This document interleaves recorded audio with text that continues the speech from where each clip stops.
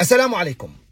إذا كانت المقولة تقول بأن أجمل الأيام يوما لم نعشه بعد، فأعتقد بأن صعود منتخب عمان وبلوغ السلطنة إلى نهائيات كأس العالم القادمة مونديال 2026 والتي ستقام في الولايات المتحدة الأمريكية وكندا والمكسيك سيكون أحد الأيام الجميلة في تاريخ الكرة في السلطنة، ليس لكرة السلطنة فقط ولكن على مستوى الشعب العماني، على اعتبار أن الشعب العماني وبأم العين سيرى علم بلاده وهو يرفرف في أكبر تظاهرة كروية على مستوى العالم، نهائيات المونديال. من المرة هذه يا أخوان الفرص باتت أقوى من أي دورة سابقة.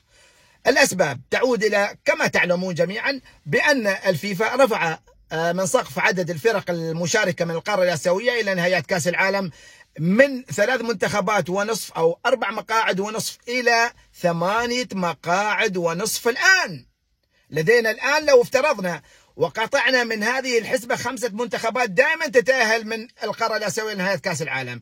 أذكر هنا السعودية، اليابان، كوريا الجنوبية، أستراليا، إضافة إلى إيران.